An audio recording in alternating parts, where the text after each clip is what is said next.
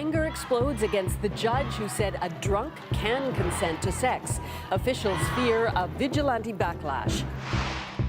WikiLeaks appears to lay bare the shocking cyber reach of the CIA. They could turn your phone into a listening device.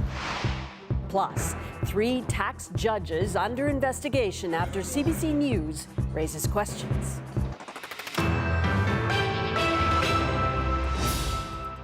Anger over an acquittal in a sexual assault case boiled over into the streets of Halifax today.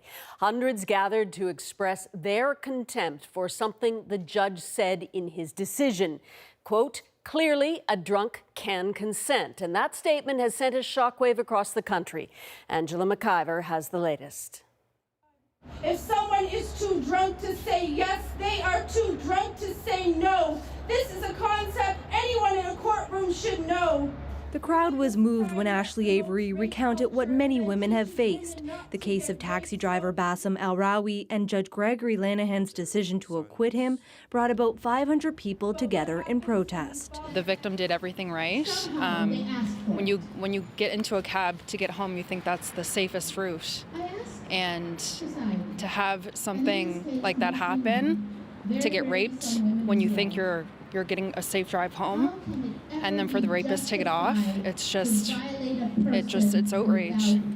Al-Rawi was accused in May of 2015 of sexually assaulting a 26-year-old passenger. Halifax police had been in the area when they noticed his cab was parked. When officers got closer, they saw the man in the back seat of his cab with panties in his hand. The female passenger was naked from the waist down. She was highly intoxicated.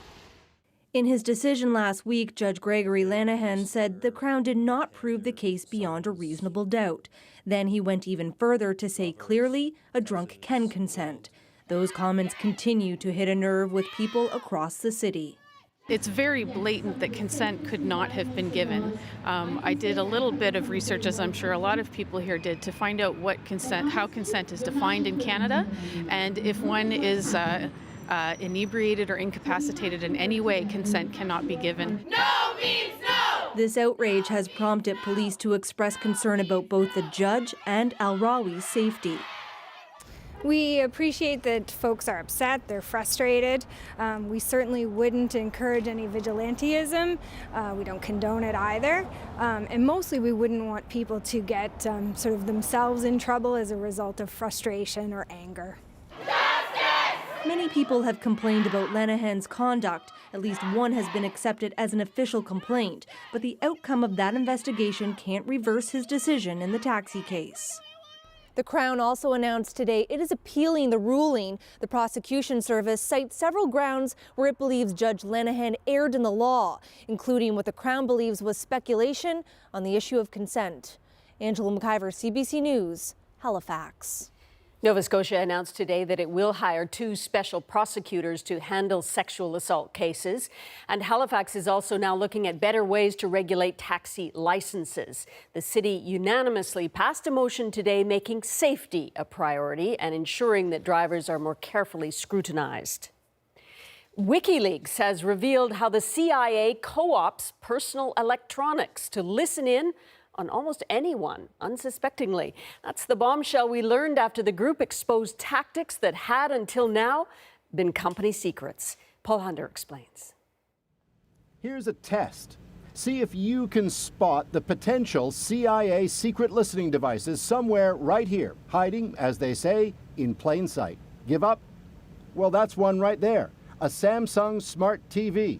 Oh, and there's another, a regular old iPhone. That's right. In what's being described as the biggest ever leak of CIA documents published today by WikiLeaks is a treasure trove of high-tech spy secrets, suggesting the CIA can not only turn random privately owned iPhones into live microphones unbeknownst to their users, but it's hacked into people's Androids as well, and laptops and iPads. Think you've got encryption? Think again. It can hack through that as well. As former CIA staffer and leaker Edward Snowden put it today from wherever he is, in hiding in Russia, imagine a world where the actual CIA spends its time figuring out how to spy on you through your TV. That's today. If That is, you're not in the U.S. The CIA is forbidden by law from spying on Americans. All of the intelligence community's activities are directed at foreign targets, foreign terrorists, and foreign government officials overseas. Still, the leak's not just another embarrassing security breach for U.S. intelligence. Say many, it's dangerous. While there's no how-to-do-it guide in the leak, all those tricks of the trade are now out there for anyone. If it is that, it would be very, very damaging. WikiLeaks, I love WikiLeaks. Back when he was a candidate, WikiLeaks was applauded by Donald Trump as it published emails damaging to Hillary Clinton. Today, the White House wouldn't wade in on talk of this latest leak. I'm not going to comment on that. I think, obviously, that's something that has not been fully evaluated. Worth noting, another aspect of how the CIA does its business, according to WikiLeaks, is that when it hacks into devices or servers or whatever, it can cover its tracks and make it look as if the hack was by someone else. For example, say, Russia. Paul Hunter, CBC News, Washington.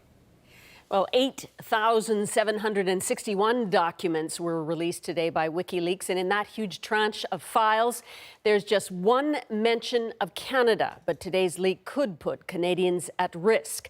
Our tech reporter, Matthew Braga, has that part of the story. Some of it's spy software the CIA bought. Some of it was developed in-house, and some of it acquired from partners, such as the NSA. Experts have called the tools impressive. I would be more concerned now than I was yesterday. And it's not the CIA security expert Julian Sanchez is afraid of. So these are, vulnerabilities that affect the security of a huge number of people.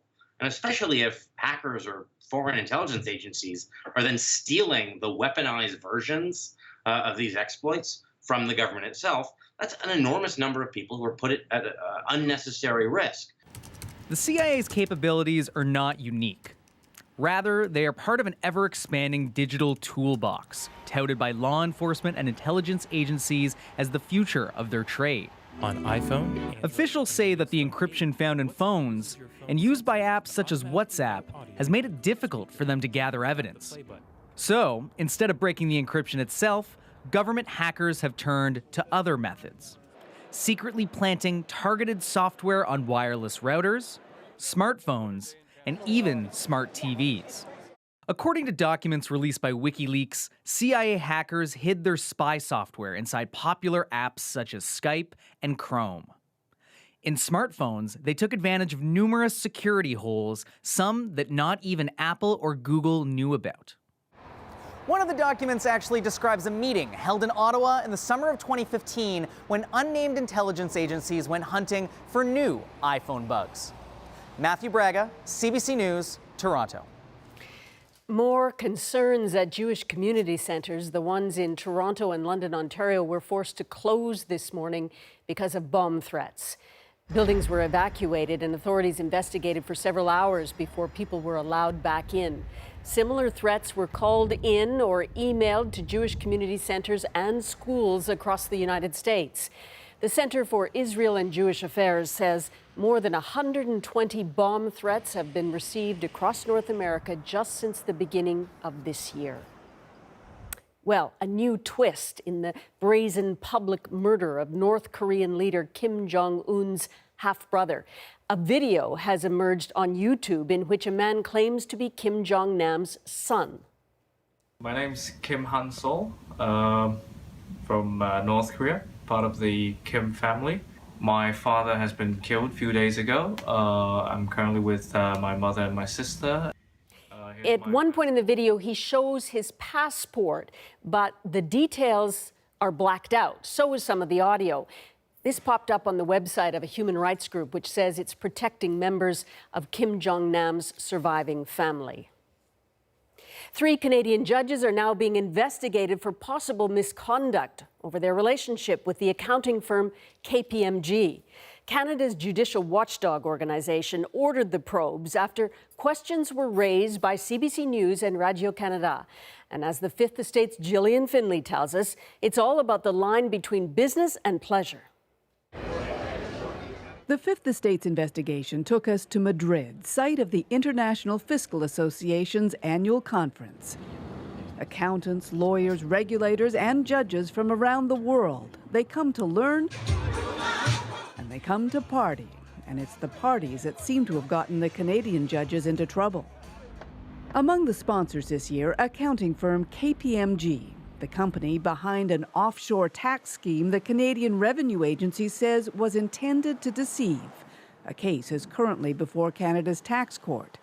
And yet our cameras captured 2 judges attending events linked to KPMG. One was at Madrid's famed Prado Museum. The man with the gift bag is Justice Denis Pelletier with the Federal Court of Appeals. At first, his office denied he was there. When we said we had videotape, they conceded he was. The denial a miscommunication, they said. A few nights later, it was a private party sponsored by the international law firm Dentons. It was a Dentons Canada lawyer who assured KPMG its offshore scheme was legal. Among the guests, a judge from the court that will decide if that was true. Justice Randall Bocock is not the trial judge, but he manages the file day to day at the tax court. A conflict of interest? Canada's Judicial Council is now investigating. I think in the public interest and for the judge's own interest, it's good for the council to shed light on the situation, to review the issue and to come to a decision as to whether or not there is potentially misconduct there. When we first questioned Bocock's attendance in Madrid, it was his boss who got back to us. Tax Court Chief Justice Eugene Rossiter was satisfied that Bocock had not placed himself in a conflict. But Rossiter himself is now under scrutiny too, for comments we recorded at a recent tax conference in Calgary. Nothing wrong with judges socializing with tax industry officials, the Chief Justice said. The more the better. And we will have pizza. And we will have wine and lots of it. Chief Justices, of course, are considered to be role models. Judges, in general, should exercise some restraint. It is unusual for the Judicial Council to investigate judges. If misconduct is found, the cases will be referred to a panel for further investigation and possible sanctions. In the meantime, the 3 judges in question remain on the bench. Gillian Finley, CBC News, Toronto. Coming up. We will be grateful to working with the Canadians. Iran is hot to do business with Canadians, and the Liberals promise to re-establish relations. Nala Ayed looks at the stumbling blocks. Plus, what rights do you really have when crossing the U.S. border? The government will table its second budget 2 weeks from now on Wednesday, March 22nd. The expectation was that the finance minister's plan would focus on innovation and getting Canadians ready for what all that means. But as David Cochrane tells us, Bill Morneau's plan has been scaled back. Bill Morneau's second budget is coming 1 year to the day after his first. March 22nd at 4 p.m. And in addition to the common date, you can expect some common themes. Our budget will be a continuation of our program to grow our economy, to help middle-class Canadians. But what won't be there is the long-anticipated innovation agenda, at least not in full. A senior government official tells CBC News this budget will be short on new spending. There will be a down payment on the innovation agenda in the form of skills training to help Canadians adapt to a rapidly changing workplace where they can expect to change jobs multiple times in their career. But it won't deliver a fully formed plan to reshape the Canadian economy. I'm confident that will help Canadians to get the skills they need in a challenging economic environment. Morneau is taking this modest approach in part because there isn't a lot of money to spend, not with a sluggish economy and after spending big on child benefits and infrastructure a year ago. But another reason is Donald Trump.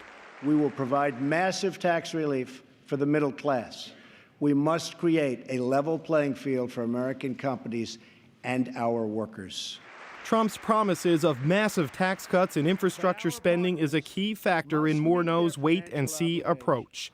That same high-level source says the fiscal update set for this fall will take on extra significance, almost like a second budget, to factor in the full implications of the U.S. budget. This is very serious. If the Trump administration tables some new direction to have less fees and less tax for business, well, we must address it. Our budget's very much about focusing on how we can help Canadians, how we can help Canadian families. With no big new spending on the way, government officials tell us the centerpiece of this budget will be more specifics on spending announced last year, greater clarity on things like infrastructure and economic development plans. If last year's budget laid out the bones of the Trudeau government's plan, this year's budget will put some meat on those bones. David Cochran, CBC News, Ottawa. Manitoba MP Nikki Ashton has joined the race to lead the NDP. I am here because I believe that movements matter, and so does direct political action. This is her second bid at the leadership. She ran 5 years ago to replace Jack Layton. 3 other MPs are in the race: Peter Julian, Charlie Angus, and Guy Caron. The vote for a new NDP leader begins in October. Well, for weeks, we've been showing you the pictures of asylum seekers making their way through snowy fields in the dark of night just to get into Canada and make a refugee claim. Today, the government invited the heads of RCMP and Canada Border Services to brief ministers about what's going on. And for now, the government says everything is under control. But, as Cameron McIntosh tells us, there are concerns that won't last. In C.T. Alley's kitchen, the door is open to refugee claimants needing a place to stay. I've been helped, so why not help people? In November, she crossed the border herself, here near Emerson, Manitoba, where she filed a refugee claim saying she was in danger at home in Djibouti. She was successful. Now she qualifies for social assistance, has an apartment, and is starting off in Canada, trying to help others get started. Some people, they think as soon as they come here, they get help, the government will help them, they will have a house and all of that. It's like a dream. Today in Ottawa, the heads of the RCMP and Border Services met with the federal cabinet to talk about the border situation, which the immigration minister again insisted is under control. We'll evaluate that as we get there, but I can assure you that we're closely monitoring the situation. While international law allows most asylum seekers who cross the border and pass a security check to make a refugee claim, as non-government sponsored claimants, border crossers don't have the same supports as other refugees. That includes short-term housing. In Manitoba, many of those border crossers start out here, the Salvation Army, which is nearing capacity. Our current resources are quickly filling up. So if people keep coming in large numbers, there's got to be something else that happens. Manitoba has put some emergency measures in place, short-term funding and housing. Thoughts are turning to the long term. I'm from Somalia. In this class, refugees are learning language skills. By fall, it will likely start accepting border crossers who obtain refugee status. If these programs get people into the workforce, they develop the skills, they settle here in Manitoba, they're going to be part of our workforce into the future. As the weather warms, Ali expects others will come.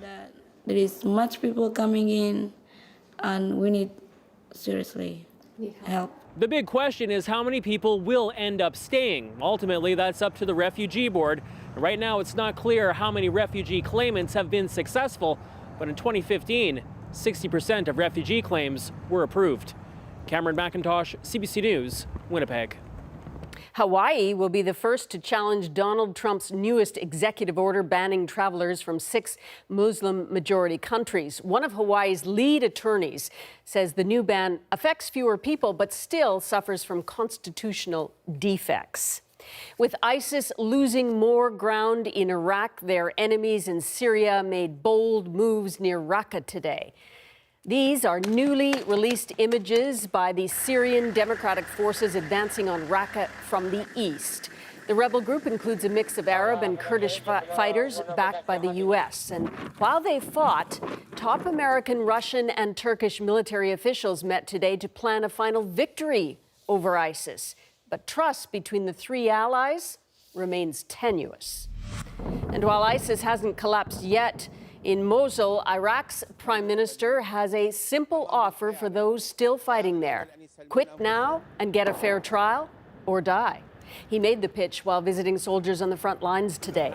Coalition forces also recaptured the main government building in the city. And new warnings about the severe drought in Somalia. The UN says almost half the population needs humanitarian assistance. Today, the country's president called for international aid and spoke out against U.S. President Donald Trump's revised travel ban, which includes Somalia. Officials in BC say a fuel spill off the coast cannot be completely cleaned up, prompting some serious concerns about the impact on the environment. The spill happened Sunday morning at a commercial salmon farm when a diesel fuel nozzle was left unattended. Most of the spill has been contained, but the remaining thin, shiny surface layer of fuel can't be captured by skimmers or by absorbent materials. The leader of a nearby First Nation says that's utterly unacceptable. For many environmentalists, the notion of clean oil is just really a fantasy, especially in Alberta. Oil sands production there accounts for almost 10% of all of Canadian greenhouse gas emissions. But that could change if a pilot project at one Alberta oil company takes off. Rafi Boudjikian has the details. For 3 years now in Fort McMurray's oil sands, Ensolve workers have been extracting oil from deep in the ground, doing it cleaner, the company says, than others in the industry.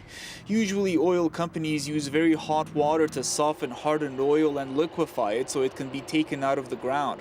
Ensolve uses propane and butane instead, no water at all, creating far less greenhouse gas emissions. The company says it needs public funding to move beyond its pilot project. Because oil sands are such a capital-intensive development, you're looking at many millions of dollars, hundreds of millions in the case of oil sands development. For this university researcher, a worthy investment. I do think there is potential in these processes to certainly reduce CO2 emissions and to more economically recover bitumen. How far we get into realizing that depends partly on companies like Ensolve and other companies trying these processes in the field. But there are potential pitfalls. This environmental group, which consulted with Ensolve, says the long-term impacts on groundwater and local wildlife are still unknown. We really need to be extremely careful about the other environmental impact. I'm talking about like land use impact, biodiversity. The Alberta government says it's monitoring projects like Ensolve's closely. We've got the right biodiversity frameworks in place, working with First Nations and with communities. The federal government invested in Ensolve's pilot project, and so did Alberta. Today, the provincial environment minister said she's impressed with the new technology and says Alberta is considering investing even more. Rafi Boudjikian, CBC News, Calgary. A small community in Nunavut is struggling after a devastating fire. Last week's fire destroyed the only school in Kugaruk, a town of just 972 people, and a third of them are students. I miss the school already. It's going to take time to heal the community. For sure. It's a big loss. The principal says classes could resume in a week or two. They'll be spread among several other buildings in the community until a new school is built. But officials say that could take 3 years and could cost $30 million. Why? Because the town is remote and the construction season is so short. A 13-year-old has been charged with arson. Straight ahead, there could be lots of money to be made in Iran, but Canadians are at a big disadvantage.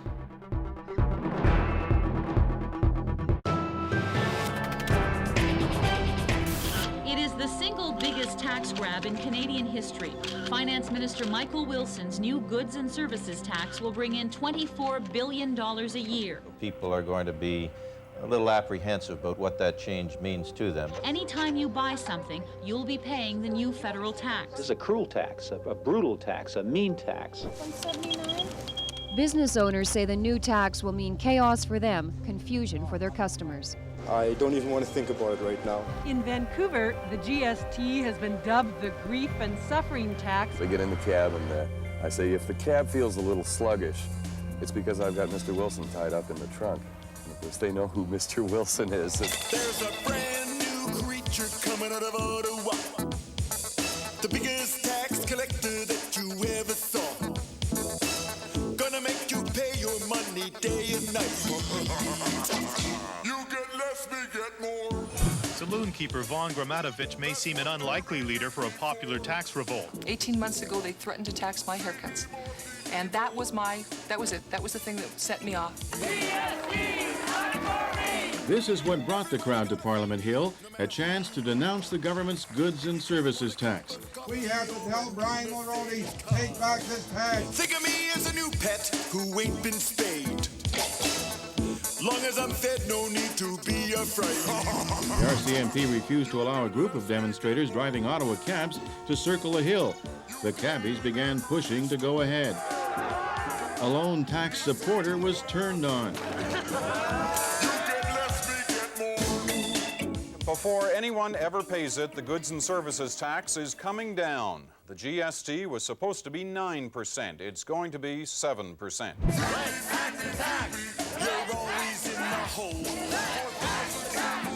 Protesters carried placards reminding the government that the most recent public opinion poll puts it at 15%, a new record low in popularity. If we continue to do the right thing for Canada, not what is popular, but what is right, we will be in first place on election night. The bill passed this last reading in the Commons to a chorus of boos from hecklers in the gallery.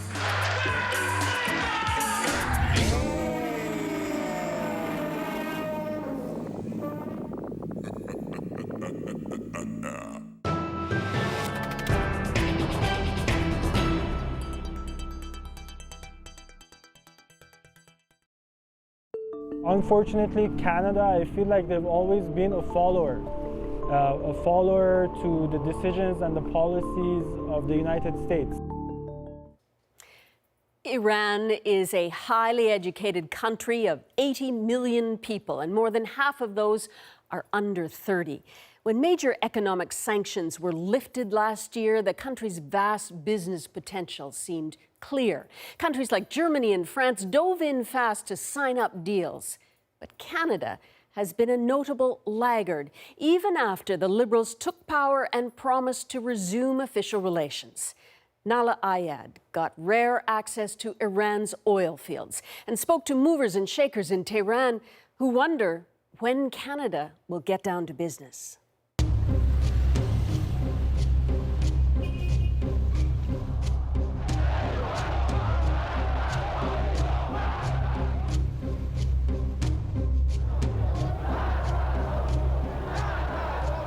Canada's fabled embassy in Tehran first went dark in 1980, post-revolution, after staff spirited 6 American diplomats out of the country using fake Canadian identities and then followed them out.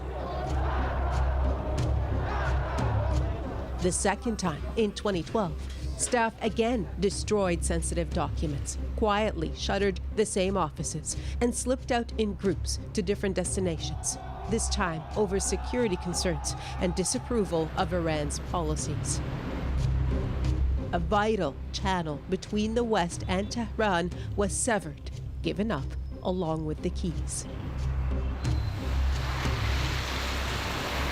Now fast forward to the 2015 election when the Liberals promised to reopen the embassy in the name of engagement and dialogue. And last year as government, it dropped the warning against all travel here. And Canadians have been coming here. We've met them. But the relationship between the two countries isn't fully mended. And that comes with a price.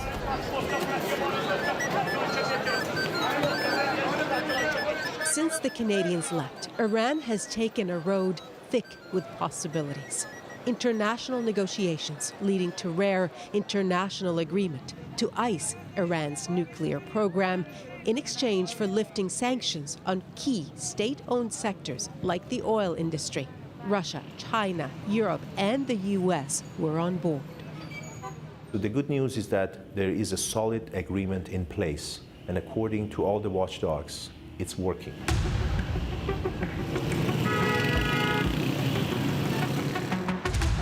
As a result, Iran for the West was suddenly open for business. Some are calling it a gold mine. Foreigners rushed in, tens of billions in contracts signed, with the likes of Airbus, even with Boeing in the U.S., the biggest with a Western company since 1979. This is a country full of opportunities. Canadian-Iranian Cyrus Rezaghi moved here years ago, hoping to see something just like this. I think overall the direction is right. An example was Airbus. We took the first aircraft after almost 4 decades. That's a good sign.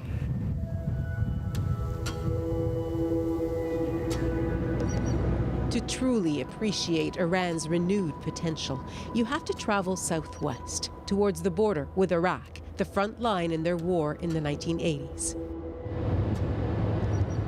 This is Iran's oil country, home to its biggest oil field and its grandest sales pitch. And also, this is the oil processing area. With escorts from the Ministry of Petroleum, we were invited to visit a processing facility built under sanctions with China's help, a model of cooperation Iran now wants to duplicate with Western companies. I think about 500 or something like that personnel we have here, but it will be changed. Reza Golhaki is the health and safety supervisor and our guide for the day. We will be grateful to working with the Canadians as well. Unlike Canada's, Iran's oil business is thriving. Here alone, 80,000 barrels per day and rising. See the oil storage there, which have 40,000 barrels capacity. But after years of withering under quarantine, the industry needs foreign investment. It also needs new technology, the kind Canada has in spades. We first met Canadian Ehsan Gayouminia at the airport in Ahvaz, the capital of Iran's oil-rich province. He used to work in Canada's, but when the nuclear deal seemed inevitable, he moved to the country of his birth. Figured, all these companies in Calgary are suffering and they're having such a difficult time. So I thought it was a good opportunity to help both countries shake hands and bring Canadian companies to Iran and also bring new technologies to Iran. So that way it would benefit both the countries. It is a gold mine, I'll say it again. He started talking to Canadian companies even before the sanctions were lifted, and then after, helped them navigate a market poorly understood in the West. I mean, fortunately or unfortunately, a lot of what I'm doing is what really the Canadian embassy should be doing here in Tehran, which is providing confidence in Canadians to enter the Iranian market, answering their questions, their concerns. There are also concerns about the sturdiness of the nuclear deal. Hardline elements here and in the U.S. who would rather see that deal die. Donald Trump's tougher line on Iran adds to the uncertainty. For Canadians, this is especially disconcerting. Without an embassy, lives have been complicated. Canadians in trouble, harder to help. Ottawa can't have Iran's ear on human rights or anything else. And yet, beyond a meeting between the foreign ministers last fall, there's been little measurable progress. Not helped by the arrest of Canadian professor Homa Hoodfar or Trump's unexpected win. We put the question to the foreign ministry. Spokesman Bahram Ghassemi said Canada must first remove remaining sanctions. و امیدوار هستیم که این چند موضوع باقی مانده یا مسئله باقی مانده هر چه زودتر حل و فصل بشه و تفاهم لازم به عمل بیاد و ما بتونیم حداقل در نخستین گام دفاتر حفاظت منافع دو کشور رو افتتاح بکنیم یا باز بکنیم مجدد. In light of the nuclear deal, Ottawa did lift some sanctions last year to ease business. But Gayouminia says it's not enough. It's major. I mean, I think the biggest issue is that Canada currently does not have an embassy in Iran.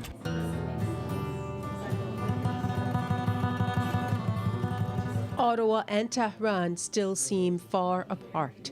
And yet, at a small office behind the Tehran Chamber of Commerce, there's just enough hope. the Iran-Canada Chamber of Commerce is stirring back to life.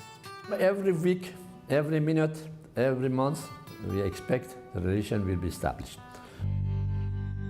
They want to bring back the 2,500 members they once had, when Iran was one of Canada's biggest trading partners in the region. My visa was 3 years, multi, 2 years, multi. It was very easy. It was no problem. Now very difficult. I have to go to Ankara, I have to go to Dubai. So that's not good. I'm not going. Canadians have the problem in the other direction. Yet Gayumania's idea seems to be working. He now has several serious Canadian clients, but the challenges have multiplied too. My number one priority is to dismantle the disastrous deal with Iran. President Trump is an unforgiving critic of the nuclear deal. He's called it the worst deal ever made, a cash infusion for the terrorist groups Iran finances. This deal is catastrophic for America, for Israel, and for the whole of the Middle East. When he was elected, the White House's posture on the deal it helped negotiate changed overnight. Iran points out all the world's major powers signed on, and they did, giving new life to the oil industry and putting aside long-time concerns about who owns what in Iran and whom exactly the lifting of sanctions benefits. Its atomic energy chief and vice president told CBC News if the U.S. violates the deal, then Iran could easily restart its nuclear program. We will deliver whatever we have been committed to, that for sure. And we expect the same thing from the other side. I think both countries have to take this opportunity seriously to not to destroy the trust which is being built up. So please come forward. We're going to start in about 10 minutes. Thank you. Take a seat, gentlemen. The collapse of the deal would be dire and would multiply the region's tensions. But Tehran presses on with its ambitious sales pitch. Razagi helped put on a well-attended automotive conference. But for foreign investment, the Trump effect has been an unmitigated chill. For companies who wanted to come to Iran until the presidential elections in the U.S. And then now is the attitude of the foreign companies and investors is like wait and see. Next, Trump included Iranians on a list of banned migrants. Then 9 days into his presidency, Iran tested a new ballistic missile. Trump put Iran on notice. Those with business ties to the U.S. hesitated, and some got cold feet, including 2 Canadian companies in talks with a private oil firm, one on the very day Trump was elected. They are afraid of they jeopardize their investment. They deny to continue our relations, so they somehow stop the relation with us, or at least they said for time being we prefer not to continue the situation as it is. The Trump effect seems to also be influencing Ottawa's decisions on Iran and its advice to Canadians seeking to do business here, according to sources familiar with the conversations. A spokesman for Global Affairs said Ottawa's commitment to re-engage hasn't changed, but that its approach to Iran has always been cautious and incremental. Canadian companies also need to approach the market cautiously with due diligence on ongoing Canadian and UN sanctions. And while Iran remains a country of serious concern, he said, Canada prefers dialogue over withdrawal, so it's willing to have discussions with Iranian officials. No doubt, Canada's decision to reach out to Iran was easier when world powers had a consensus. What to do now when insiders are warning Canada's biggest trading partner could clamp down in a way that might jeopardize the nuclear deal?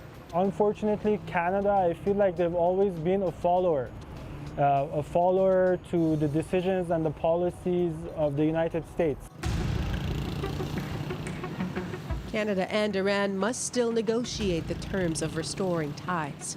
Canadians, meanwhile, might miss out politically and economically. One look at the traffic to and in Tehran, and it's clear Europe is well ahead in both.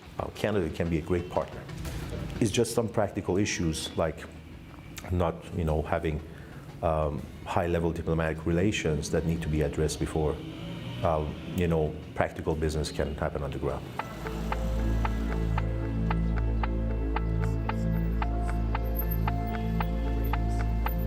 For Canada, regaining some influence here could be the payoff for engaging Iran, but not at any cost. So, promises aside, don't expect it to happen quickly. Nala Ayed, CBC News, Tehran. Coming up, in recent weeks, some Canadians have had harsh reminders that crossing the U.S. border can pose problems.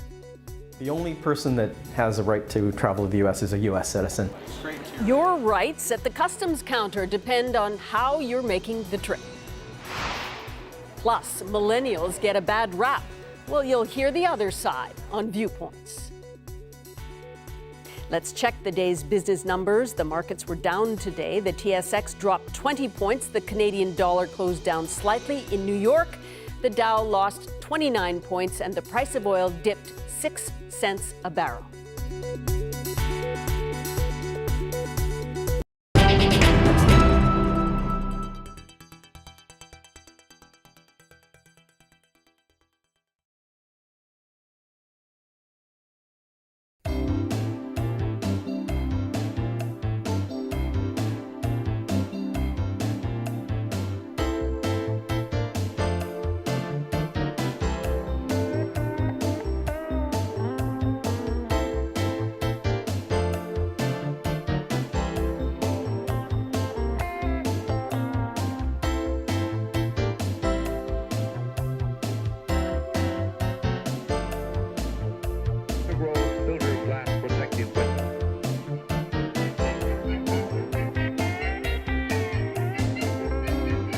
Pressure equipment of several hundred major operations must once more satisfy demanding production standards that bring to your home the beautiful world of color.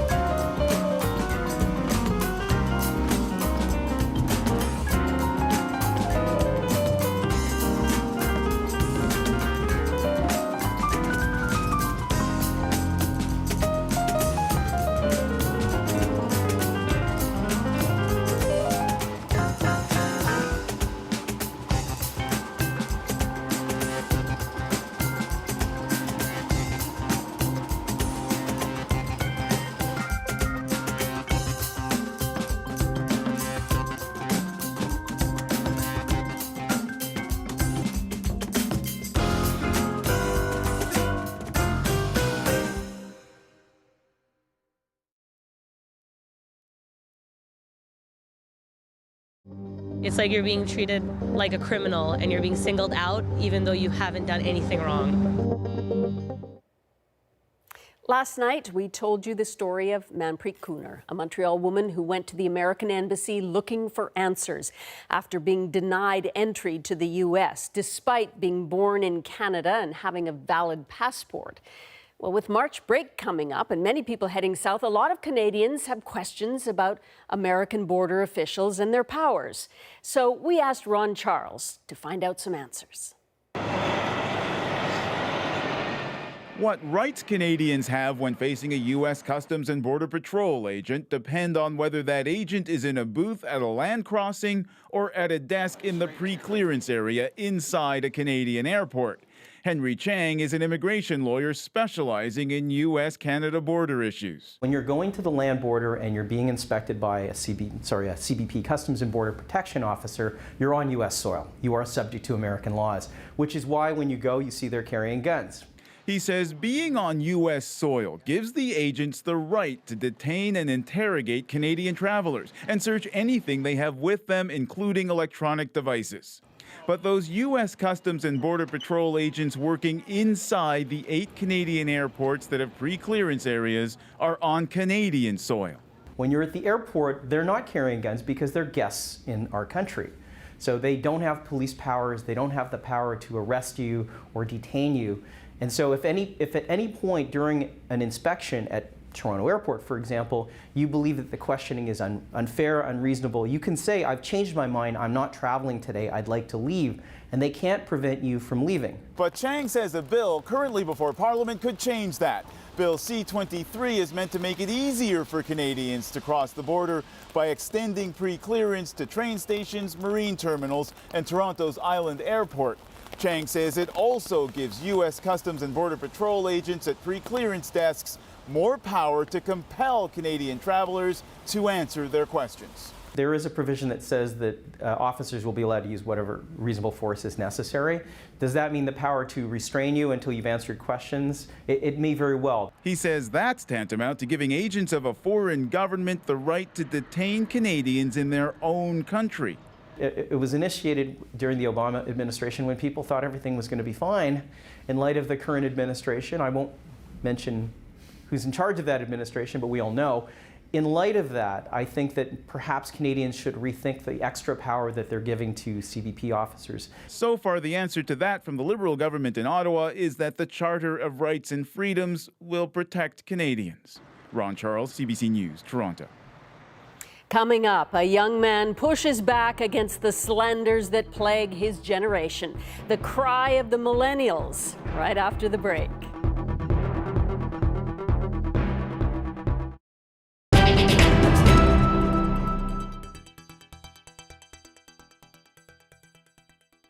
This is Niagara Falls, and if you've noticed a little more foam at its base lately, perhaps it's mainly because of the beer. Beer that's being dumped by the caseload into the customs shed washroom upriver at Fort Erie. They are bringing more beer than usual on account of the beer strike in Ontario. One Hamilton man who shuffled off to Buffalo to pick up a couple of six-packs got his comeuppance, but at least he, unlike many others, was able to kiss his beer goodbye. A Canadian beer drinking tradition is disappearing fast, and the first place they're feeling it is in the Maritimes. What's vanishing are those squat and stubby dark brown bottles. The Canadian brewery industry has spent millions of dollars to make the change to long-neck bottles, and part of that cost is a result of scenes like this. There's no doubt that Cape Bretoners have done their part to support the brewery industry, and some wonder why the beer couldn't have found its way to a charitable cause. It's a beer drinker's lament. 700 cases of supposedly good brew down the drain, so to speak. Brewers say the change was inevitable. Light beer has become popular, and American beer and twist-off caps. I find when you're drinking out of it that it foams up more. But most beer drinkers have adjusted. Oh, as long as the beer is still there. Specialty brewers are on the hop these days, rushing to cash in on more relaxed liquor laws. Now that Canadian liquor laws are changing, new breweries are springing up all over. There's one in the back of this pub in Kingston, Ontario.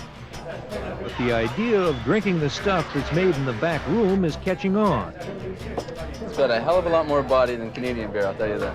It's very smooth, it's very easy to drink. Okay, Arnie, if you could picture yeast there. Bernie Knudsen has been coming to this so-called U-Brew store for about 3 years. It's easy and it's cheap. Making your own beer and wine in British Columbia is virtually tax-free. You can brew a dozen bottles here for about $10. Buying it at the liquor store would cost $15. For the working men, yes, it's the working people, the working class people, it's a way better deal. Most hours have 60 minutes. This hour has 7 days.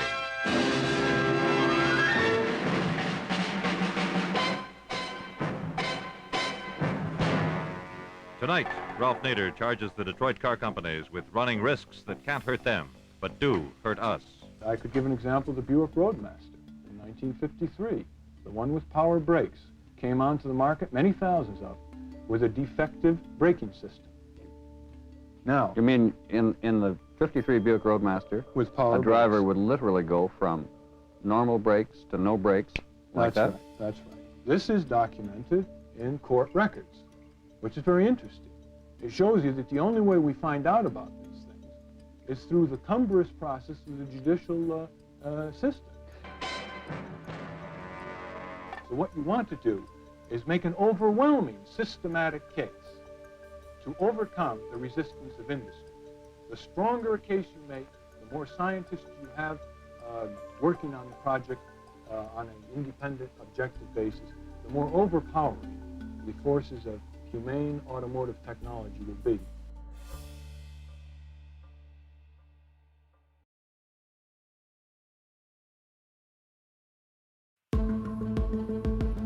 My name is Lincoln Anthony Blades. I write about politics and culture, and I'm also a millennial. I want to talk to you about millennial entitlement.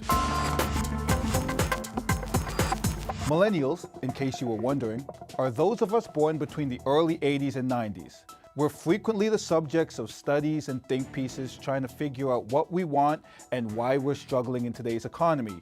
The usual conclusions are we're lazy, coddled, unfocused, and fragile.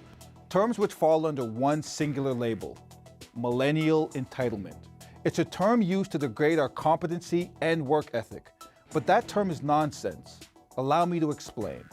Growing up, we were taught that if we went to school, worked hard, and got good grades, we'd get good, well-paying jobs. So we took that advice, and we went on to become the most educated generation this nation has ever seen. A recent survey revealed that 36% of employers had begun hiring university graduates for jobs that once only required a high school degree. And we're not talking about high-level jobs, we're talking about mailroom attendants and telemarketers. The choice faced by many of my peers is this: hunt for a dead-end, low-paying job you're overqualified for, or accept an unpaid internship along with thousands of other young Canadians and pray you get a job in your chosen field. Despite having the world's third highest level of educational achievement amongst OECD countries, we lead those countries in having the largest share of graduates earning less than the national median income. But these facts don't paint the full picture. We're regularly labeled as entitled narcissists who demand work-life balance because we're too soft to deal with hard work. But maybe those who have this view don't realize that a decade ago, my generation was forever changed by the global economic crisis. Older millennials, like me, found ourselves facing our first mass layoffs at jobs we'd only been at for a few years. People 28 and younger accounted for almost 70% of the job losses during the 2008 recession. Millennials graduating from university at the time faced a job market so grim, they just went back to school. And if you were in high school or college back then, you saw your parents unceremoniously lose the jobs they devoted so much of their entire lives to. We saw and experienced what blind corporate devotion gets you, and we want no part of it. And now, here we stand, 10 years later, thrust into a new economy and facing a new reality we were never prepared for, and we're making the best of it. Many of us have side hustles that we use to supplement our income in order to survive and get ahead. That isn't the mark of a lazy and entitled generation. That's the work of a group determined to create their own chances and their own luck. For The National, I'm Lincoln Anthony Blades.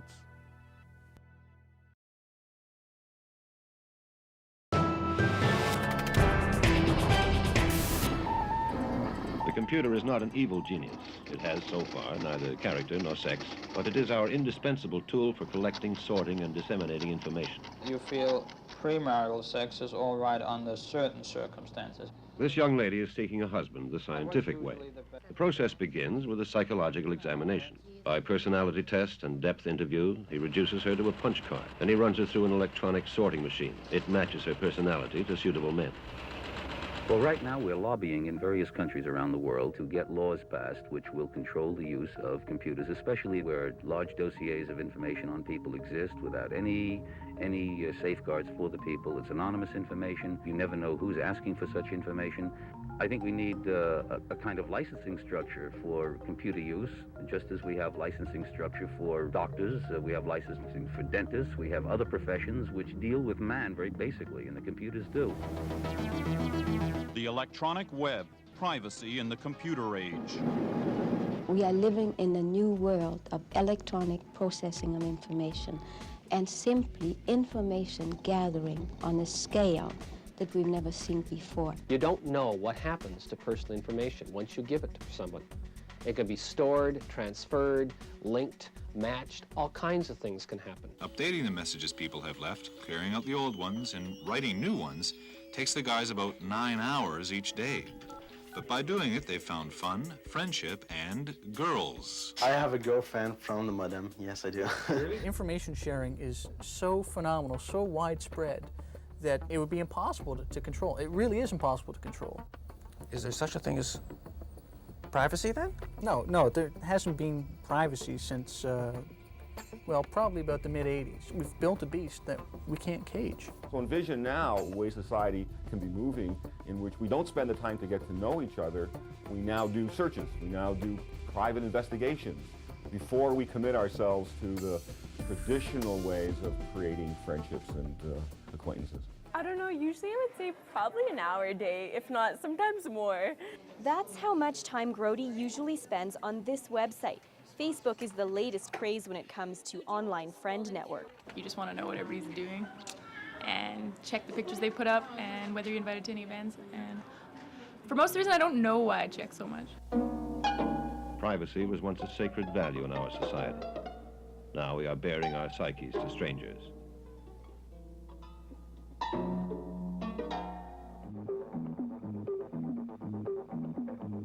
The National.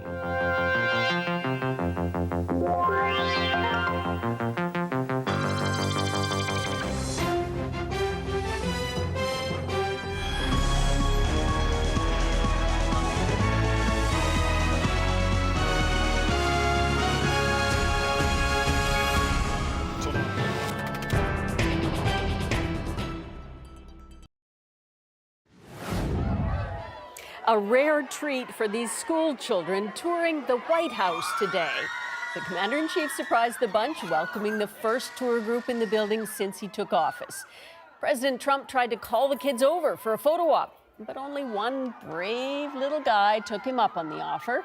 And in case you missed it, looming over it all, there's Trump's election rival and former First Lady, Hillary Clinton.